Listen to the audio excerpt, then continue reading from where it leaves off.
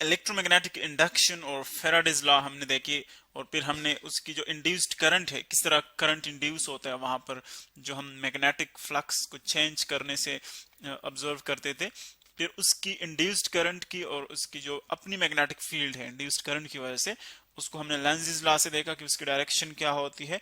अब हम देखेंगे अनदर टाइप जिसको मोशनल ईएमएफ कहते हैं, यानी एक दूसरा टेक्निक है, एक सिंपल टेक्निक जिसमें हम यूज करेंगे force on a moving charge. जो कंसेप्ट हमने पढ़ा था वही यहाँ पर हम यूज करेंगे, और हम देखेंगे कि किस तरह अगर एक कंडक्टर आप मैग्नेटिक फील्ड में मूव करते हैं, एक एक्सटर्नल मैग्नेटिक फील्ड में, तो उसमें किस तरह इलेक्ट्रोमोटिव फोर्स या जो ईएमएफ है वो इंड्यूस होता है। सो इसको समझने के लिए हम क्या करते हैं, एक सिंपल टेक्निक।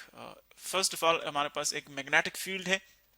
मैग्नेटिक फील्ड में हमने देखा था कि जब हम उसको इनटू द पेज या out of the page draw करते हैं, क्योंकि वो इस प्लेन पर हम ड्रॉ नहीं कर सकते, तो इसीलिए उसके लिए हम एक कन्वेंशन यूज करते हैं कि या तो हम क्रॉस यहाँ पर पुट करते हैं जो कि इनटू द पेज फील्ड को शो करता है, या अगर हम डॉट यहाँ पर पुट कर ले सो वो फिर होगा आउट ऑफ द पेज। सो यहाँ पर भी हम एक डायरेक्शन ले सकते हैं, आप अपनी चॉइस के मुताबिक कोई भी डायरेक्शन ले सकते हैं, आउट ऑफ द पेज ले सकते हैं, डॉट आप पुट कर सकते हैं।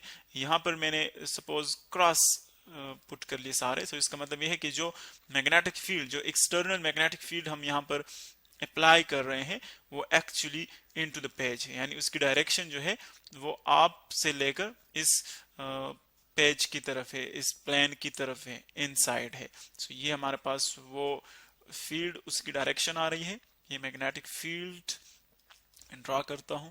अब इसी एक्सटर्नल मैग्नेटिक फील्ड में देखिए, एक्सटर्नल मैग्नेटिक फील्ड जो है वो हम यूजुअली कांस्टेंट रखते हैं, उसको हम चेंज नहीं करते। तो ये हमारे पास एक एक्सटर्नल मैग्नेटिक फील्ड आ गया। अब यहाँ पर फर्स्ट ऑफ ऑल हम एक कंडक्टर यहाँ पर देखते हैं। Let's suppose this is a conductor, किसी भी लेंथ का आप ले सकते हैं। ये एक कंडक्टर है, मैं ड्रॉ करता हूं inside the external magnetic field. ये एक स्ट्रेट कंडक्टर है। अब ये दोनों जो है रिलेटिव मोशन दोनों की नहीं है, यानी एक दूसरे के with respect to one another ये क्या है, एट रेस्ट है, स्टेशनरी है। सो इसीलिए हम फर्स्ट ऑफ ऑल देखते हैं कि अगर आप सपोज इसके साथ कोई गैल्वानोमीटर अटैच कर ले, कनेक्ट कर लें, सो इन दोनों एंड्स के दरमियान, यानी ये आप एक एंड कंसिडर कर लें, एंड ए कंसिडर कर लें इसको, और ये आ जाएगा एंड बी। सो इन दोनों एंड्स के दरमियान कोई पोटेंशियल डिफरेंस नहीं होगा। पोटेंशियल डिफरेंस मीन के एक पॉइंट पर ज्यादा पोटेंशियल है, दूसरे पर कम है, तो दोनों में जो फर्क होगा उसको हम पोटेंशियल डिफरेंस कहते हैं। अब वो यहाँ पर ऑब्जर्व अब नहीं करेंगे, क्यों? क्योंकि दोनों जो कंडक्टर है वो एट रेस्ट है एक्सटर्नल मैग्नेटिक फील्ड में, सो कोई इस पर इफेक्ट नहीं होगा। क्योंकि हमने देखा था कि जो मूविंग चार्जेस हैं उस पर इफेक्ट होता है मैग्नेटिक फील्ड का, डिफ्लेक्शन प्रोड्यूस होता है। सो अगर आप देखें उसी चीज को, अगर हम देखें फॉर एग्जांपल मैं इसको यूं मूव करता हूं टुवर्ड्स राइट, इसी कंडक्टर को मैं टुवर्ड्स राइट, यानी यहां से मैं इसको होल्ड करता हूं, यहां से पकड़ता हूं, इस कंडक्टर को मैं यूं इस राइट डायरेक्शन में मूव करता हूं, ये इसकी वेलोसिटी हो जाएगी, ये इसकी वेलोसिटी हो जाएगी राइट की तरफ। अब अगर आप सिर्फ एक सिंगल चार्ज देखें कि अगर हमारे पास एक सिंगल चार्ज है उस पर क्या इफेक्ट होता है। So let's suppose this is a same magnetic field, same magnetic field है, इसको सिंपली यहां पर ड्रा करता हूं। एक सिंगल चार्ज के लिए अगर एक इलेक्ट्रॉन है सपोज, वो आप यहां से एंटर करते हैं, इस राइट साइड से आप एंटर करते हैं।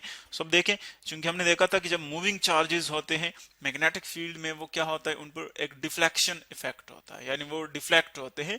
और ये भी हमने देखा था कि उसकी जो डिफ्लेक्शन है अपोजिट चार्जेस के लिए अपोजिट है। अगर आप फॉर एग्जांपल ये पॉजिटिव चार्ज कंसिडर कर लें, पॉजिटिव चार्ज, तो जो हमारे पास रूल्स होते हैं फ्लेमिंग लेफ्ट हैंड रूल या इसके अलावा दूसरे जो रूल्स है राइट हैंड पाम रूल, वो हम कन्वेंशनल यूज करते हैं पॉजिटिव चार्जेस की डायरेक्शन के लिए। तो अगर आप यहाँ पर Fleming left hand rule apply कर ले, यानी आपका जो फोर फिंगर है वो इस डायरेक्शन में मैग्नेटिक फील्ड की डायरेक्शन में होगा इनटू द पेज, और जो मिडिल फिंगर है वो इसकी मूवमेंट की डायरेक्शन में होगा, और आपका जो थंब है वो एक्चुअली आपको शो करेगा मैग्नेटिक फोर्स, इस पर किस डायरेक्शन में मैग्नेटिक फोर्स लगेगा। सो आप देख रहे हैं कि अगर आप वही फ्लेमिंग लेफ्ट हैंड रूल यहां पर अप्लाई कर लें, सो इस चार्ज पर फोर्स जो है वो अपवर्ड होगा, यानी ये इस तरफ बेंड हो जाएगा, यूं इसकी जो डिफ्लेक्शन है वो क्या होगी, अपवर्ड होगी। इसी तरह ये तो पॉजिटिव चार्जेस के लिए आ गए। अब अगर मैं नेगेटिव चार्ज या एक इलेक्ट्रॉन कंसिडर कर लूं, तो फिर उसके लिए फ्लेमिंग-हेन रूल के मुताबिक वो उस पर फोर्स क्या होगा, मैग्नेटिक फोर्स, वो डाउनवर्ड होगा, यूं वो डिफ्लेक्ट होगा। सो आप देख सकते हैं कि अगर मैं एक एट अ टाइम दोनों चार्जेस को यहां से रिलीज कर लूं, इलेक्ट्रॉन को भी यहां से आप एंटर करते हैं, पॉजिटिव चार्ज को भी, सो जैसे वो एंटर होते हैं, तो फिर आप देखेंगे कि एक जो है अपवर्ड डिफ्लेक्ट हो जाएगा, जो पॉजिटिव चार्ज है वो अपवर्ड डायरेक्शन में डिफ्लेक्ट हो जाएगा फॉर पॉजिटिव चार्ज, और जो इलेक्ट्रॉन है वो डाउनवर्ड डायरेक्शन में डिफ्लेक्ट होगा। ये दोनों के डिफ्लेक्शन होंगे। सो बिल्कुल इसी तरह आप अगर इस फिगर को देखें जिसमें हमने कंडक्टर शो किया हुआ है, इसमें जब आप इसको मूव करते हैं, कंडक्टर को मूव करते हैं, तो एक्चुअली कंडक्टर में क्या है, पॉजिटिव और नेगेटिव चार्जेस हैं, लेकिन जो नेगेटिव चार्जेस हैं वो एक्चुअली लूजली बाउंड होते हैं, जो कि हम एक्चुअली इलेक्ट्रॉन्स की बात करते हैं, और जो पॉजिटिव चार्जेस हैं, न्यूक्लियाई या प्रोटॉन्स आप ले लें, सो वो फिक्स्ड होते हैं। तो इसीलिए हम देखते हैं कि जो इलेक्ट्रॉन्स हैं वो सारे क्या होंगे, वो इस डायरेक्शन में डिफ्लेक्ट होंगे, डाउनवर्ड डायरेक्शन में, अकॉर्डिंग टू दिस मोशन।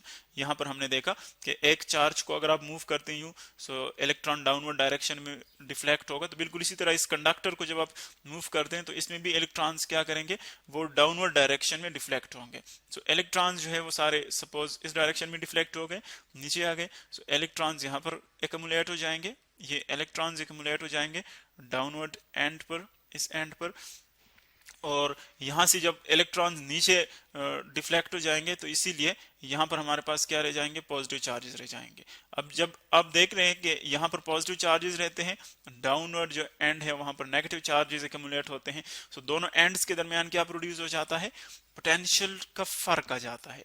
एक के ऊपर है पॉजिटिव पोटेंशियल, जो अपवर्ड एंड है, ये वाला ए एंड, उस पर पॉजिटिव पोटेंशियल है, पॉजिटिव पोटेंशियल, और जो लोअर एंड है उस पर क्या है, ये ए, पॉइंट ए के ऊपर पॉजिटिव आ जाएगा क्योंकि वहां से इलेक्ट्रॉन नीचे डिफ्लेक्ट हो जाएंगे, और जो लोअर एंड है वहां पर आ जाएगा नेगेटिव पोटेंशियल, नेगेटिव पोटेंशियल। तो अब आप देख रहे हैं कि एक पॉजिटिव, एक हायर पोटेंशियल है और एक लोअर पोटेंशियल है, सो दोनों के दरमियान क्या हो जाएगा, ईएमएफ इंड्यूस हो जाएगा। इस ईएमएफ की वजह से क्या होता है, फिर चार्जेस जो है वो फ्लो करते हैं, इलेक्ट्रॉन्स फ्लो करते हैं, क्योंकि दोनों, जब हम इलेक्ट्रॉन्स को पोटेंशियल डिफरेंस प्रोवाइड करते हैं, तो फिर उसकी मूवमेंट जो है वो एक स्पेसिफिक डायरेक्शन में स्टार्ट होती है, जिसको हम इलेक्ट्रिक करंट कहते हैं।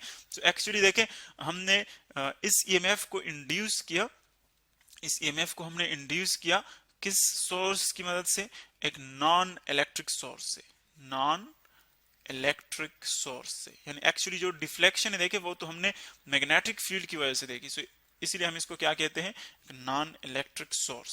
सो जो नॉन इलेक्ट्रिक सोर्सेज से हम प्रोड्यूस करते हैं, इसी तरह इलेक्ट्रिक करंट इंड्यूस करते हैं, सो यूजुअली हम उनको नाम देते हैं, फॉर आइडेंटिफिकेशन हम उसको नाम देते हैं इंड्यूस्ड ईएमएफ या इंड्यूस्ड करंट। सो यहां पर आप देख रहे हैं कि हमने कंडक्टर में ईएमएफ प्रोड्यूस किया एक्सटर्नल मैग्नेटिक फील्ड की वजह से, और हम इसको क्या करते हैं, कंडक्टर को जब हम मूव करते हैं, यानी एक्चुअली जो ईएमएफ प्रोड्यूस हुआ वो मोशन की वजह से प्रोड्यूस हुआ। अगर आप स्टेशनरी रखें तो फिर उन पर कोई मैग्नेटिक इफेक्ट नहीं होता, तो इसीलिए जो ईएमएफ प्रोड्यूस हो रहा है वो एक्चुअली मोशन की वजह से है। तो इसीलिए इस ईएमएफ को फिर हम आसानी के लिए, फॉर सिंपलिसिटी, उसको हम कहते हैं मोशनल ईएमएफ, मोशनल ईएमएफ, चूंकि मोशन की वजह से आ रहा है। सो ये हमारे पास एक सिंपल टेक्निक था कि किस तरह अगर हम कंडक्टर को एक्सटर्नल मैग्नेटिक फील्ड में मूव करते हैं, सो उसमें ईएमएफ इंड्यूस हो जाता है, और इस ईएमएफ से मैग्नेटिक जो इलेक्ट्रिक करंट है वो इंड्यूस हो जाता है। और फिर ये भी हमने देखा था लेंज़ लॉ के मुताबिक